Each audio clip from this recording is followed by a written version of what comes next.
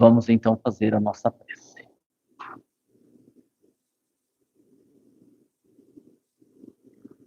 Como de hábito, vamos nos recolhendo, acalmando, sentindo a energia, tranquilizando a nossa mente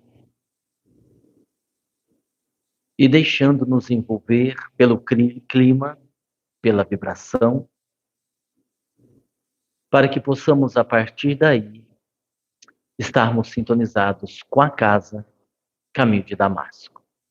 Em mais um dia de estudo, em mais um dia de aprendizado, em mais um dia que aqui estamos, para que os conhecimentos adquiridos possam contribuir com o nosso processo evolutivo, que é o sentido da nossa existência. Uma existência mais ética, mais moralizada, uma encarnação que possamos fazer valer a pena sob a ótica do Evangelho de Jesus, do nosso mergulho mais profundo em nós mesmos, a fim de que consigamos, nesse exercício diário, o encontro conosco mesmo, o encontro com o Deus interior, e a partir daí, buscarmos a este Deus como Criador de todas as coisas e o nosso Pai com excelência. Que esse Deus, que esse Jesus, nos abençoe agora e sempre, que assim seja.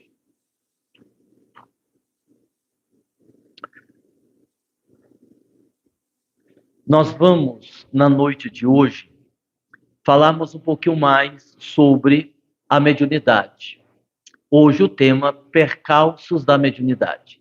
Essa já é a terceira quarta-feira que a gente vem abordando esse tema de uma forma bem sucinta, de uma forma bem didática, para que todos nós possamos aprender.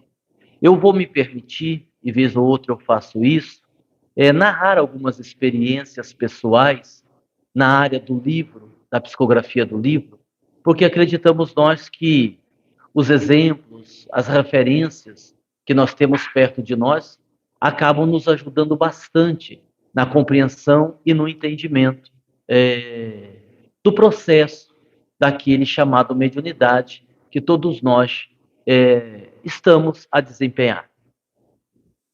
Em qualquer sentido, não é tão fácil, não é tão simples o trabalho em parceria com os espíritos. Por exemplo, se me fosse dado escolher, eu preferia muito mais escrever livros do que psicografar livros. Porque, pelo menos para mim, no exercício diário da escrita, escrever é muito mais simples. Porque quando eu vou escrever um livro, eu vou escolhendo, procurando os espaços, os tempos que eu tenho, no intervalo entre uma consulta e outra, vou elaborando linhas de raciocínio, vou fazendo pesquisa, e aí a gente vai desenvolvendo o livro que a gente vai escrever. É completamente diferente quando a escrita ela vem de uma parceria, porque você está ali e você precisa ter o cuidado de saber se o espírito pode estar presente na hora que você pode escrever. E se você pode estar presente na hora que o espírito vai estar. E aí sempre aquele cuidado de apassivar o suficiente para que o espírito possa ser ele mesmo. E aí as dificuldades para qualquer espírito, elas existem. Por exemplo, quando a gente está psicografando um livro do José de Moraes, que é o caso do nosso trabalho nessas semanas, e a gente quer ver se consegue lançar esse livro no IMPAMED, pelo menos uma edição especial para o IMPAMED. Quando a gente vai escrever um livro do seu José de Moraes, tem uma parte que é muito gostosa de fazer. Como o José de Moraes é um espírito sábio, muito inteligente, mas que no plano espiritual conservou a sua simplicidade, os textos dele são muito objetivos, são muito claros. Ele trabalha com uma didática gostosa, ele dá espaço entre um parágrafo e outro, ele coloca uma sinalização, uma estrelinha, um tracinho, para ir chamando a atenção. É muito simples, é muito fácil. Por exemplo, quando eu vou psicografar o Aulus, o Dr. Fred, ou mesmo o Dr. Klaus, eu tenho que ficar ou a todo momento durante a psicografia, que eu prefiro, ou depois, verificando o dicionário o significado daquela palavra. Porque o espírito vai escrevendo o texto e algumas palavras são escritas que eu não tenho domínio, eu não tenho conhecimento. E aí a gente tem que parar o texto, pesquisar, ver se aquela palavra é aquela, se captamos direito, se aquilo está correto. Então isso gera uma certa dificuldade no processo. Com o José de Moraes é muito mais simples, como eu disse. No entanto, é um tanto que difícil trabalhar com ele, porque ele é muito sério. Ele é muito sério na escrita. Então, o que acontece? Eu que gosto muito de brincar e fico familiarizado com os espíritos, como o Dr. Fred, por exemplo, quando a gente lê o livro Psicoterapia no Além, a gente vê ali as colocações dele, os textos dele, sempre usando uma brincadeira, fazendo uma chacota, algo dessa natureza, e isso é muito gostoso. O que não acontece na obra do Sr. José de Moraes. Ele é muito objetivo, muito sério e tudo mais. Olha, e veja como isso é complicado.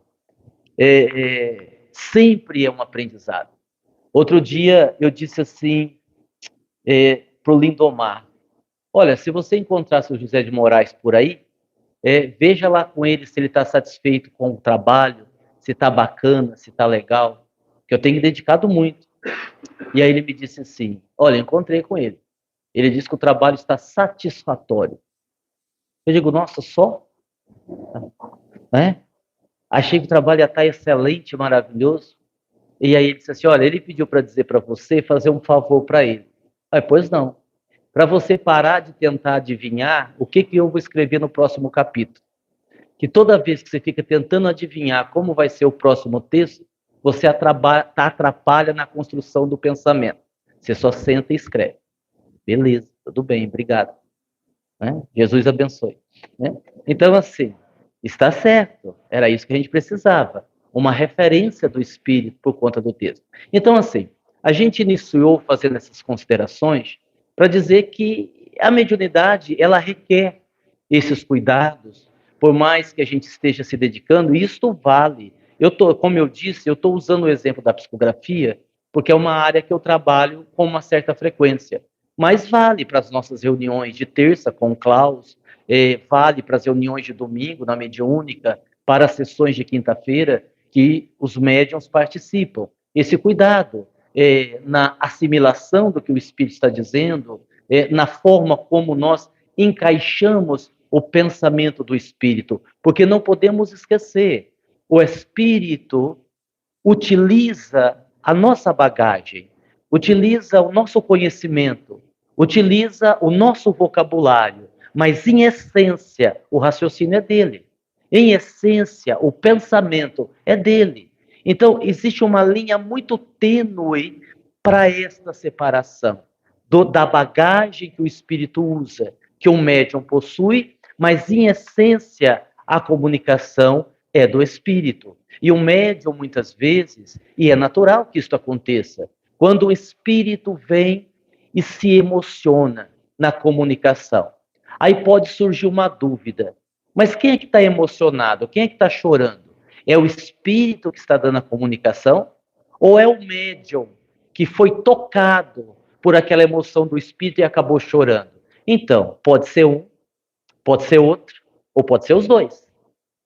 Mas o médium pode se emocionar a esse ponto, desde que ele não atrapalhe a essência da mensagem, sim.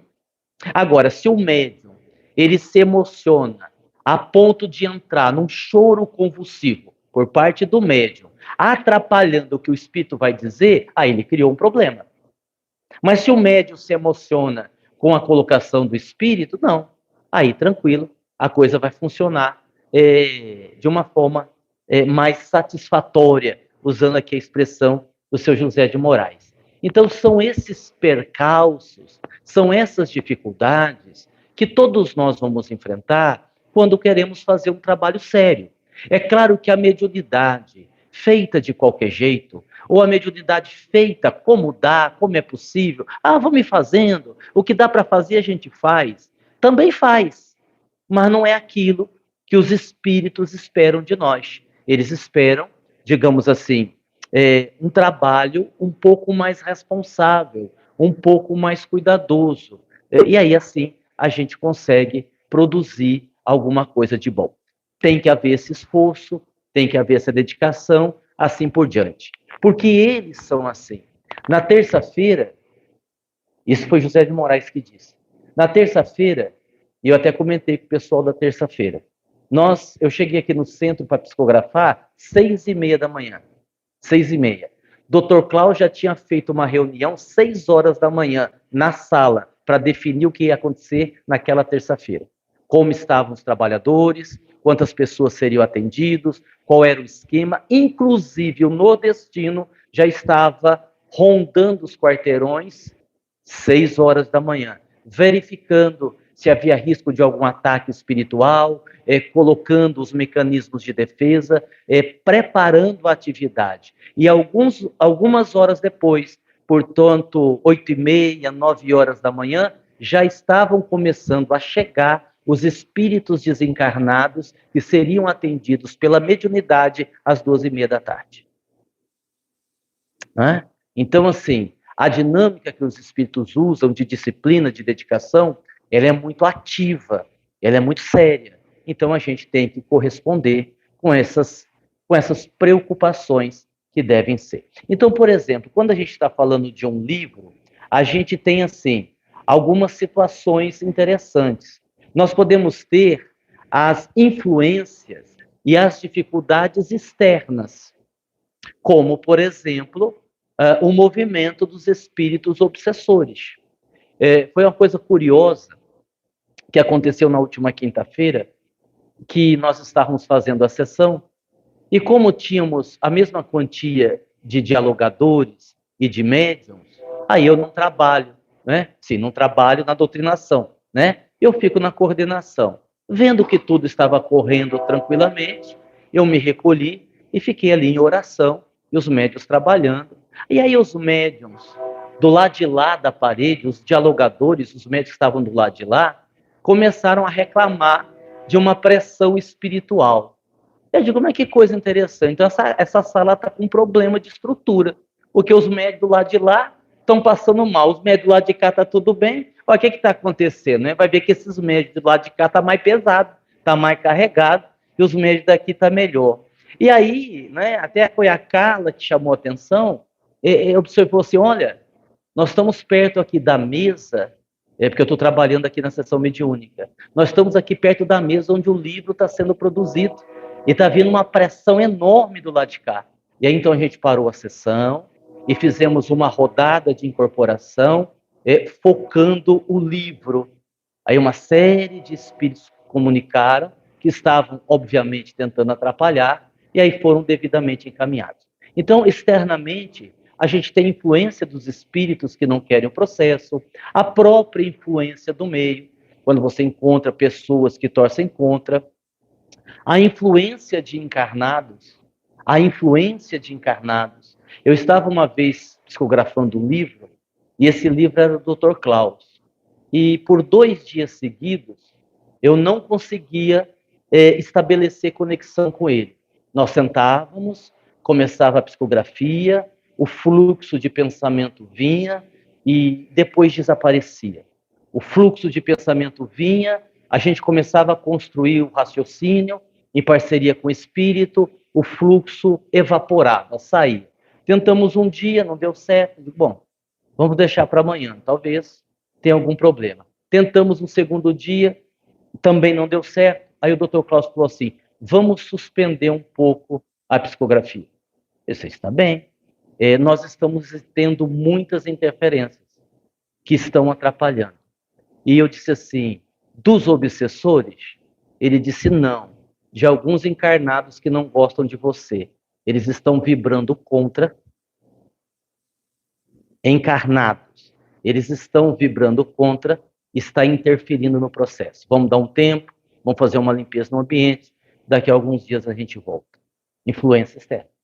Aí você tem a influência interna, que aí diz respeito ao médium, as suas crenças, o seu conhecimento, o seu estado emocional, tudo isto pesa também na psicografia. Porque se eu estou dizendo, se eu disse que o espírito utiliza a bagagem que o médium tem, quanto mais bagagem, melhor a obra é construída. Quanto menos bagagem ou menos conhecimento, ou um estado emocional onde o médium está afetado, mais difícil. Vocês aqui, nós temos vários médios. Imagine você, e eu sei que aqui 99,9% dos médios, eu não vou dizer 100%, porque senão vão ficar muito vaidosos. Mas 99,9% dos médios que trabalham aqui são muito esforçados. Se dedicam muito à casa, se dedicam muito ao trabalho. Procuram contornar todos os problemas para estar aqui produzindo. Todos são assim. Agora pense comigo. Se você teve um problema sério na sua casa, você tem um filho que está muito doente, internado no hospital, você está vivendo um problema de ordem econômica muito grave, né? Você vai sair para o centro, mas está com medo de alguém vir cortar a sua energia porque tem sem pagar 3 meses. Olha, é um exercício para o médium conseguir se desconectar disso para poder produzir a contento. Não é mais difícil? Pensem aí, vocês que são médicos que dão passividade. Como, quando você tem um problema mais complicado na sua vida particular, como é mais difícil você incorporar. Como é mais difícil você apassivar para que o espírito possa ali, através de você, ser ajudado. Repito, é o exercício diário do médium. Essa é a influência interna. Influência externa, obsessores, influência do meio, encarnados, influência interna, a crença do médium, o seu conhecimento, o seu estado emocional. E ainda tem o espírito. Ainda tem o espírito. Porque a gente também sabe que cada espírito está num nível evolutivo. Vou dar outro exemplo interessante. Porque assim, eu aprendi, e vez ou outra aqui eu cito o nome do Lindomar, porque é um amigo mais próximo, é alguém que a gente respeita, é alguém que a gente sabe que tem um conhecimento muito grande da doutrina, e eu aprendi que nessa vida a gente precisa ter humildade de perguntar. A gente precisa ter humildade de reconhecer que o outro sabe mais do que nós. A gente precisa, na dúvida, pedir socorro. Nada disso de querer levar no peito. Não, eu sei, eu já sou um médico experiente. Você pode até ser, mas ninguém está imune ao erro. Ninguém está imune a uma mistificação. Então, sempre que eu posso, para que eu tenha convicção de que o trabalho está certo, por isso que eu cito tanto ele. É a ele que eu recorro. Olha, isso e aquilo. E assim, teve uma vez que eu recorri a ele, quando eu fui psicografar o livro do Dr. Fred, que eu queria saber, porque o Dr. Fred se negou a dar a verdadeira identidade dele. Porque o Dr. Fred é um pseudônimo, não é a identidade dele, não é o nome dele. E eu queria saber e ele não quis me dizer. E aí, então, eu perguntei para esse amigo, dá para você descobrir aí qual é a identidade dele e me contar? Vê aí, conversa com ele aí, pô.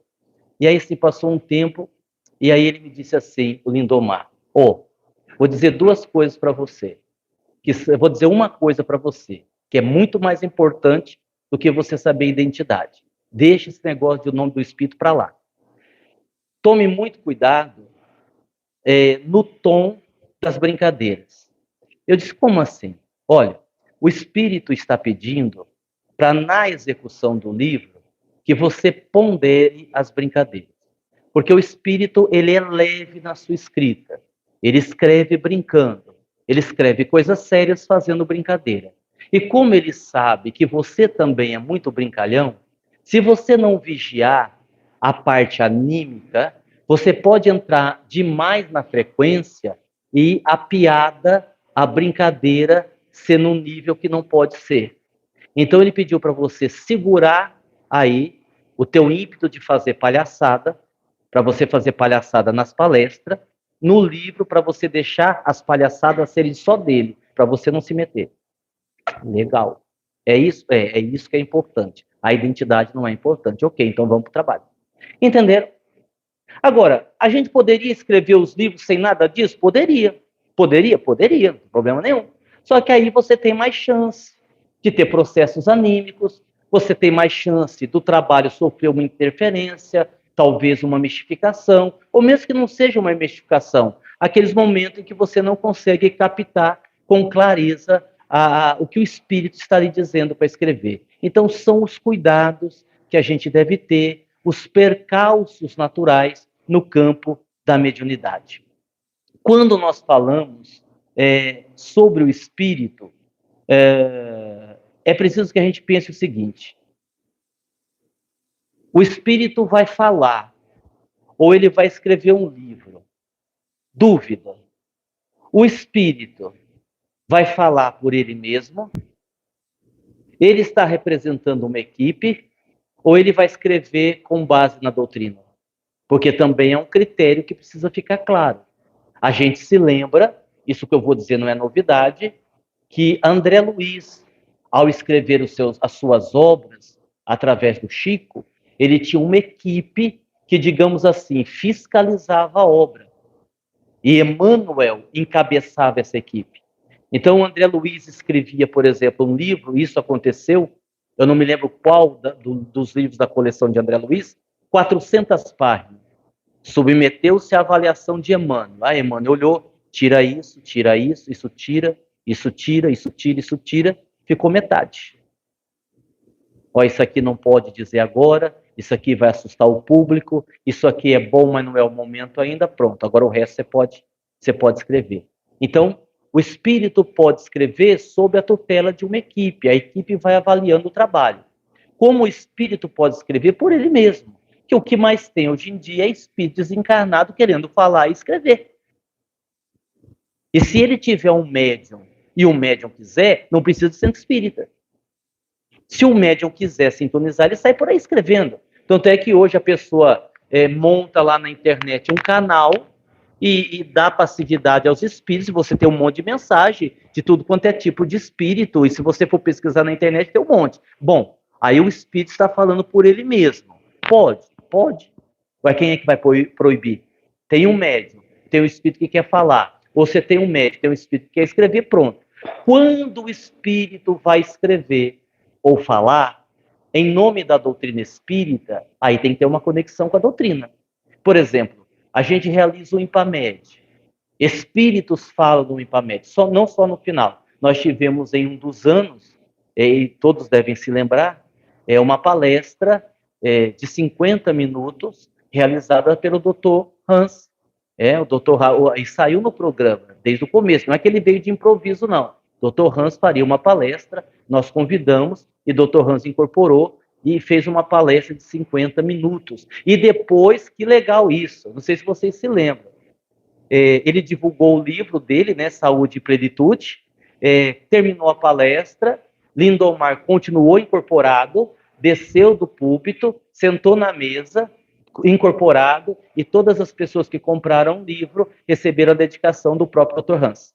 Que aí ele ficou incorporado lá mais uma hora, até atrapalhou o evento, que a gente tinha que dar seguimento ao evento, uma fila danada, para aí... Por que eu estou dizendo isso?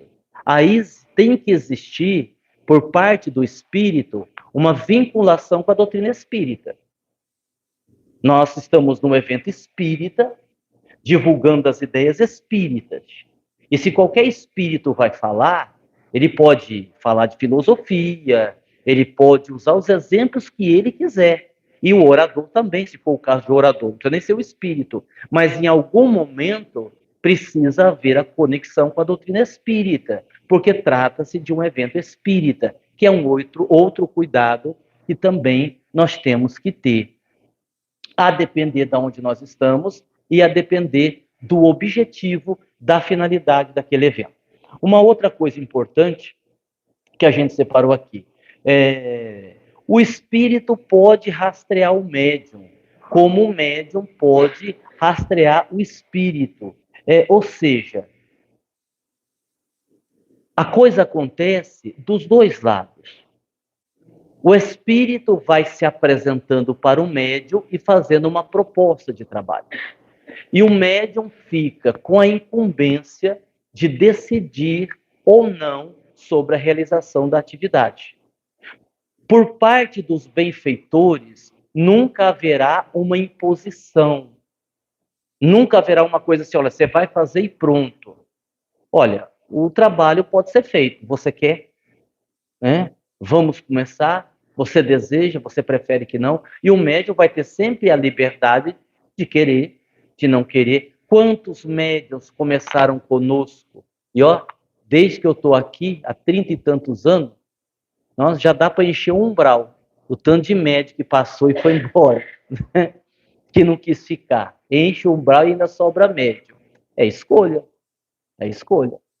Né? Cada um vai fazendo a sua escolha. Mas o médium, ele também pode rastrear o espírito. Né? Por exemplo, eu adoro, e os livros que eu psicografei nesta área vendem bastante. Eu gosto muito de psicografar livros que falem sobre a dimensão espiritual, como que é o plano espiritual. Eu adoro psicografar livros que falem de política, a política de dimensão espiritual. Então, você tem lá o Batalha Final, que é um livro muito vendido, por sinal, e outros tantos, o Falando Francamente, o Conversa Franca, Então Virá o Fim, todos livros que têm essa abordagem. E eu queria muito escrever mais livros desta natureza. E aí, os espíritos disseram assim, melhor não. Tudo que você tinha que produzir nesta área já está produzido, já está aí, à disposição de quem quer. Vamos partir para uma outra linha agora, uma outra linha mais necessária nesse momento. Aí eu vou perguntar a vocês, e se eu batesse o pé e dissesse, não, mas eu quero continuar escrevendo assim, o que aconteceria? Vamos ver se vocês sabem.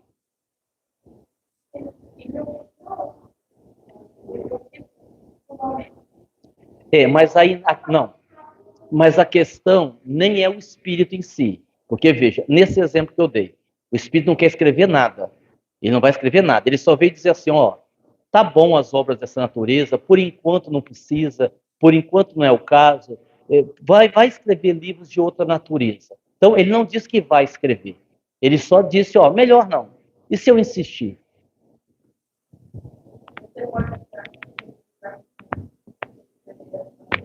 Isso, pronto, perfeito.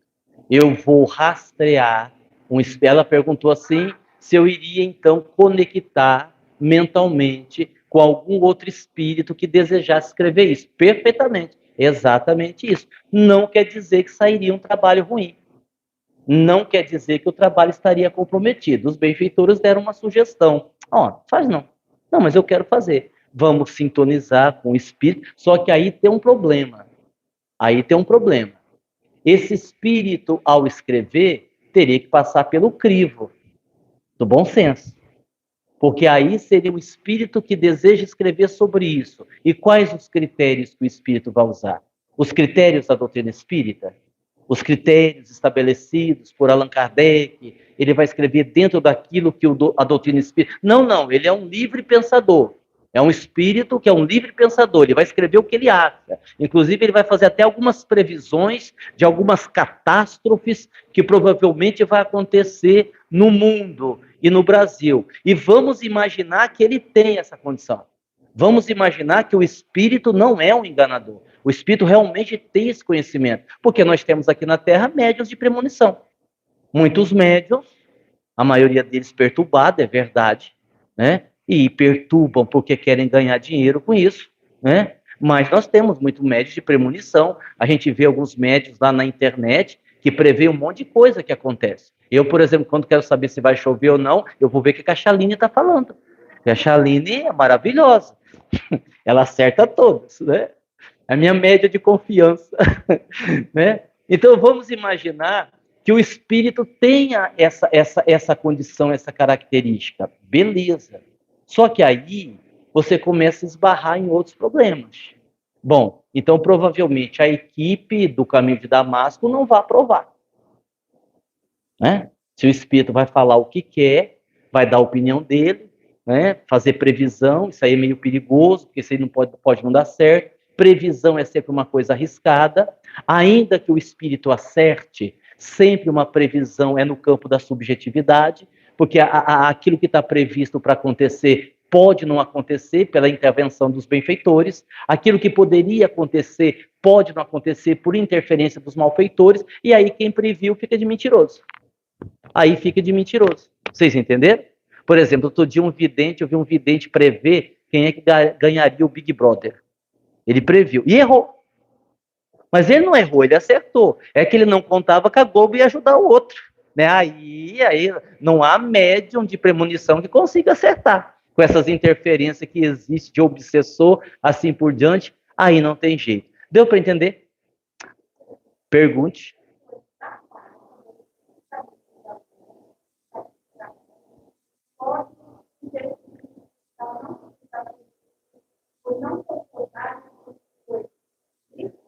Não, interferirem no sentido de proibir, não.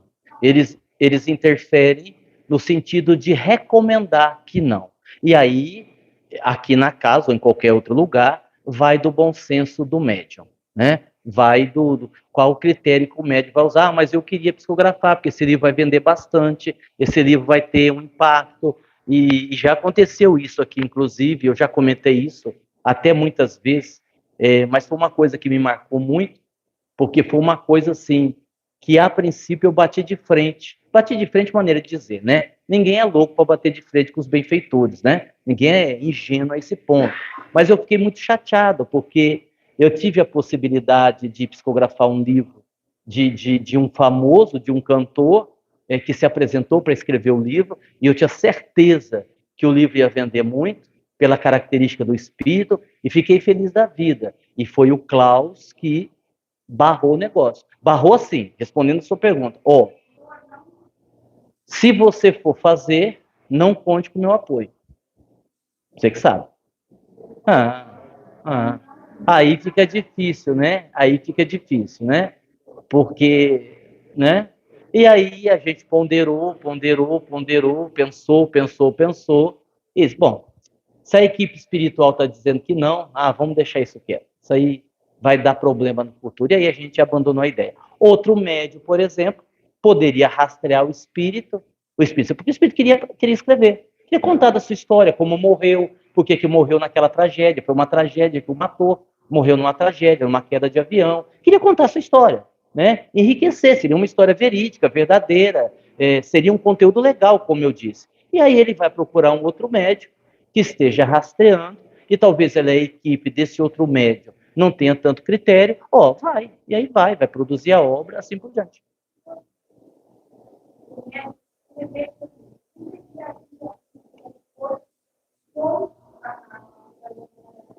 Sim, geraria, sem dúvida alguma, geraria um desconforto. Ela perguntou que se eu aceitasse psicografar o livro, se não geraria um desconforto com a equipe espiritual da casa. E eu respondi que sim, geraria um desconforto, sem dúvida alguma, né? Porque na época, o Dr. Klaus também conversou com o espírito e o aconselhou a se afastar. Ele também apelou para o bom senso do espírito, assim, vai dar muita... Porque qual foi o argumento? Qual foi o argumento do Dr. Klaus? Ele disse assim, isso aí vai chamar muita atenção para o nosso trabalho, porque é sempre assim, né? Sempre que você lança o livro, você tem uma mensagem na internet de alguém famoso, vira um bochicho. Mas tem muitos likes, tem muitas visualizações. Mas gera aquele problema. Um vai acreditar, outro vai falar mal, outro vai dizer que é mistificação, outro vai dizer que é mentira. Fora o risco do processo da família do morto, como aconteceu lá com Humberto de Campos, né, que mais tarde virou irmão X. Aí ele disse assim, nós não precisamos desse tipo de holofote. Nós não precisamos desse tipo de holofote. A gente não precisa chamar atenção para o nosso trabalho fazendo isso.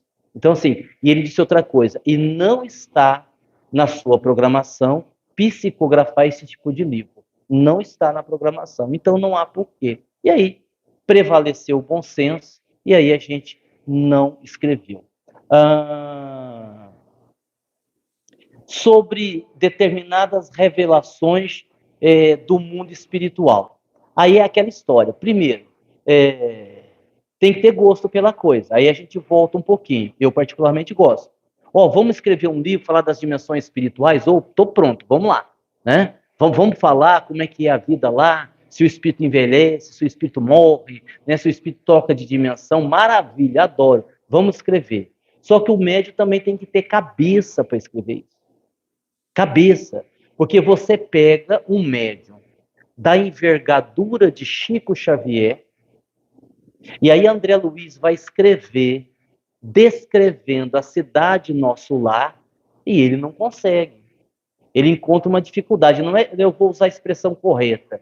Não é que Chico não conseguia, mas para ele parecia muito estranho. Aquela época, 1943, o espírito falando de ônibus, aeróbus, ônibus, carro, cidade, dinheiro, bônus hora, no plano espiritual.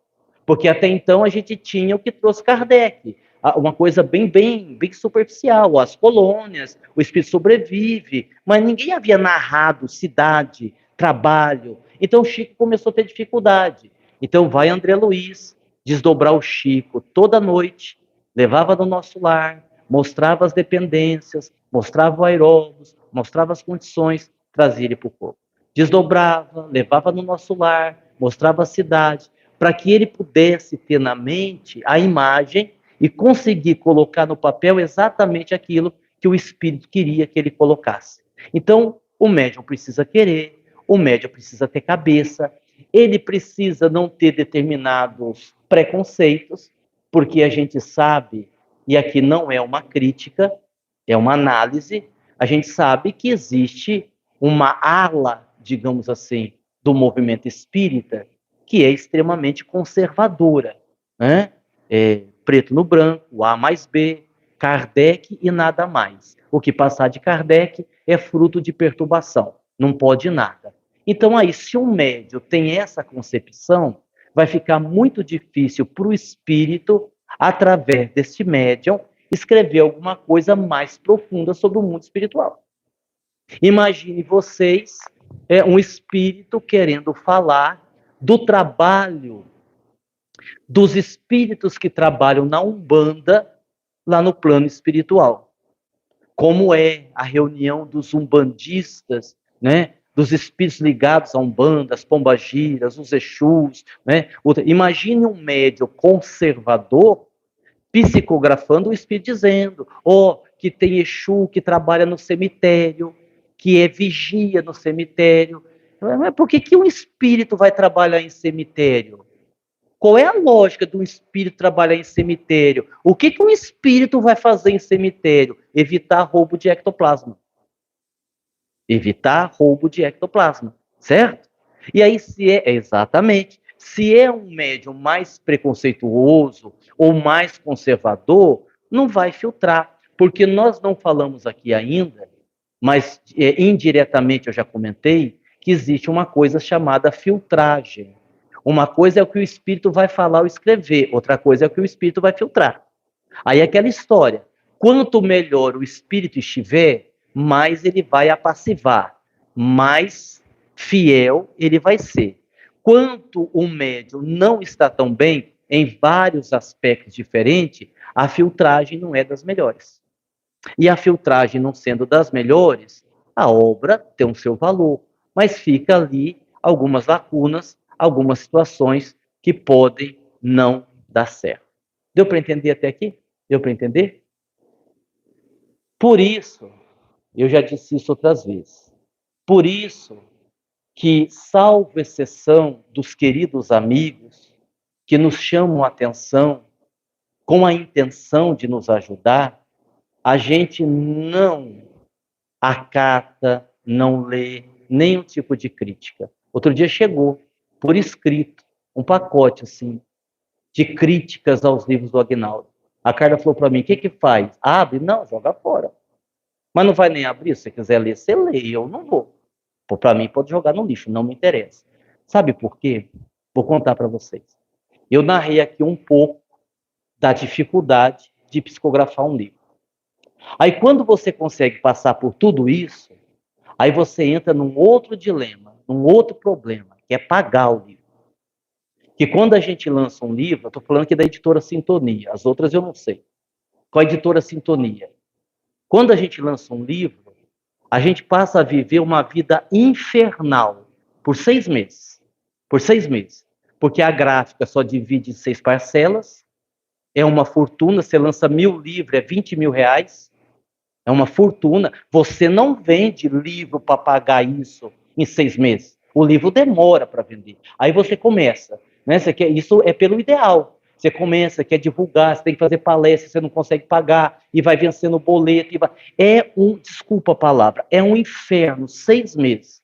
Para a gente, depois de todo o trabalho para conseguir psicografar o livro, de pessoas amigas que fazem a correção do livro. Eu sou engraçado, eu tenho que psicografar o livro, corrigir o livro e vender o livro.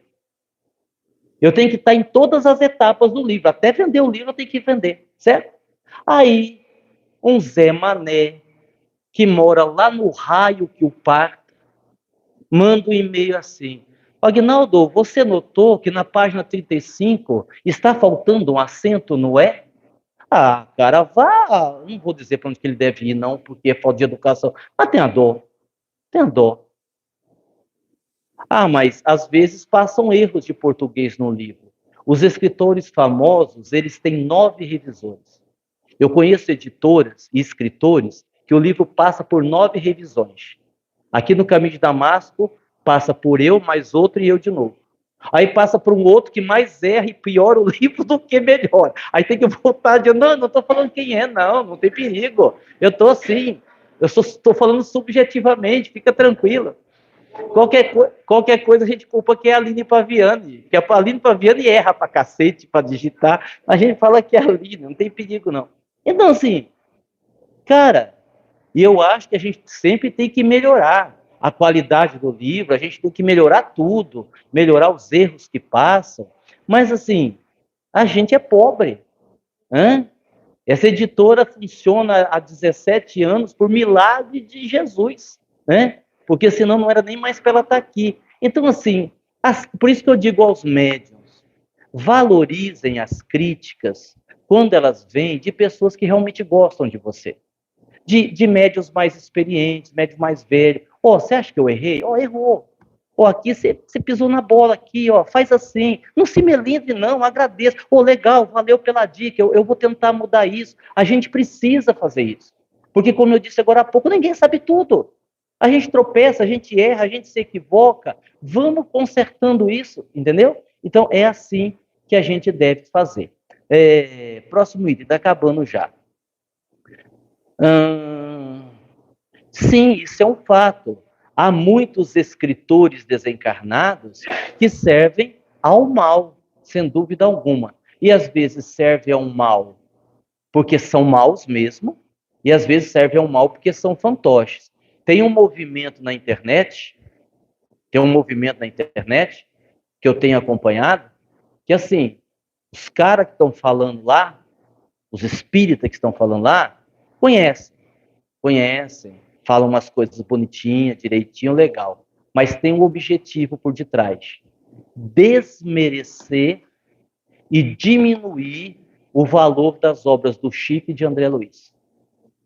A ponto de dizer que a gente não tem que ficar prestando atenção tanto nas obras de André Luiz, porque, afinal de contas, é um espírito que deu a sua opinião pessoal, e que Chico, apesar de ser Chico, não era uma pessoa perfeita. Isso é armadilha. Se a gente vê alguma coisa dessa natureza, você desliga, você sai dali. Sai daquele canal. Porque não vale a pena, não é isso. Mas foi uma experiência do espírito. Sim, mas e quem foi que disse diferente? André Luiz não disse que o mundo espiritual era do jeito que ele falou. André Luiz disse que para onde ele foi no umbral era daquele jeito. Para onde ele foi na colônia Nosso Lar era daquele jeito. Sim, ele narrou as experiências dele, mas ele disse isso. Ele não disse que todo mundo tinha que acreditar naquilo, até porque ele mesmo coloca, como tantos outros espíritos, que cada dimensão tem uma característica, funciona de um jeito, tal, aquela coisa toda. Então a gente vê muito isso e, desmereceu as obras do Chico e desmereceu as obras de André Luiz, sai fora. Sai fora que não vale a pena. Porque eu disse isso aqui outro dia. Depois de Kardec, Eu acho que André Luiz foi um dos espíritos, talvez o espírito que mais divulgou e ensinou e explicou o funcionamento da vida espiritual, juntamente com outros, naturalmente. Certo? E aí, para a gente encerrar, a parte que cabe aos médios. Bom, de tudo isso, que parte que cabe aos médios? Acerenar o máximo possível na hora do trabalho. E assim, uma coisa muito importante, eu vou destacar isso aqui, a frequência do trabalho, para não enferrujar. Médium que trabalha pouco, enferruja. Médium que trabalha pouco, sai do fluxo da proposta espiritual e é mais difícil ele entrar. Façam um teste. Não precisa acreditar em mim. Façam um teste. Vamos imaginar que você teve motivo. Vamos imaginar que você não faltou porque queria ficar em casa descansando. Você teve motivo. Teve um estudo na quarta, você não pôde vir. Você participa da quinta-feira da sessão, mas você estava gripado, você não pôde vir. No domingo de manhã, o almoço não era seu, você também não veio. À noite, você não tem um hábito de vir. Segunda, não tem trabalho. Terça, você vem ajudar no claustro. Você demora 1 hora, no mínimo, para entrar no fluxo do trabalho. Você pode incorporar desde o começo, mas você vai ter uma dificuldade enorme de entrar na frequência, de entrar na sintonia, de ir conectando, até agora deslanchou, porque você sai do fluxo, a enxada enferruja. Então, o médium bom, ele tem que trabalhar bastante, ele tem que estar incorporando, ele tem que estar dando passividade, ele vai ficando mais treinado naquilo, e não é só o fenômeno em si, mas é a conexão espiritual. Você acaba ficando, digamos assim, bastante tempo conectado com a espiritualidade, e isso te ajuda. A gente não percebe, mas isso volta a nosso favor. Por quê? Porque a intuição fica 10. Você que está sempre trabalhando no sim, está se dedicando, pode prestar atenção. Se às vezes está com problema, pá, vem a intuição. Fácil. Você faz uma pressa, o problema não tem solução. Ah, não sei, me veio uma ideia aqui. A ideia vem rápida, a ideia vem fácil. E coisa que parece que não tem solução, acontece. Por quê? Porque você está no fluxo do trabalho, estando no fluxo do trabalho, a intuição vem mais facilmente. É assim que funciona. É desse jeito. Vocês entenderam? Então, que a gente possa, como médiuns, como trabalhadores, estar pensando sobre isso, sobre as nossas responsabilidades, sobre as nossas tarefas, sobre tudo aquilo que a gente tem que fazer. Eu vou dar mais um exemplo para a gente encerrar. Agora eu vou encerrar. Para ver que mesmo você fazendo o possível para acertar, tem coisa que passa batido. Quando me veio a sugestão de escrever esse livro, me veio assim, 2 títulos para escolher. Os chamados e os escolhidos, ou a tarefa e o tarefeiro. E disse, poxa, que legal. 2 títulos legal pra caramba, né? Pô, 2 títulos bonitos. E agora, qual que eu coloco? Para escolher. Aí eu liguei para um amigo, mandei zap. E disse assim, se você fosse escrever um livro, minha jogada, para disfarçar minha dúvida. Se você fosse escrever um livro e você tivesse esses 2 títulos, qual você colocaria? A pessoa disse assim, você não entendeu. Eu disse, o que eu não entendi? A pessoa disse assim, não é para escolher. Eu disse, não. O nome do livro é assim, Os Chamados e os Escolhidos, 2 pontos, a tarefa e o tarefeiro. É um nome só. Eu disse, como vai passando batida, é a sutileza. É a sutileza. A gente lida muito, quando falamos de dimensão espiritual, com a sutileza. E para finalizar, observem, e eu peço desculpas se hoje eu fiz isso de uma forma exagerada, de citar muito os meus exemplos pessoais, mas observem que não é minha intenção ficar fazendo autobiografia ou propaganda, que eu aqui citei um monte de situação que eu me enrosquei, que eu precisei de ajuda, que eu fiz errado, e eu relatei com tranquilidade, sem medo de alguém dizer assim, mas então ele também erra? Vixe, se você soubesse o tanto, né? Não é? Eu acho tão engraçado que às vezes eu chego assim numa sessão, e a sessão tá pipocando, tá difícil, umas coisas estranhas. Aí a hora que eu chego assim, eu percebo uma certa... Pois, ai, o Agnaldo chegou, graças a Deus. Aí eu penso assim, se eles soubessem que eu não tenho a menor ideia do que é para fazer, eles continuariam com medo do mesmo jeito. Porque em grande parte a gente também não sabe, a gente espera os espíritos sinalizarem, tá certo? Muito obrigado, muita paz, que Jesus nos abençoe.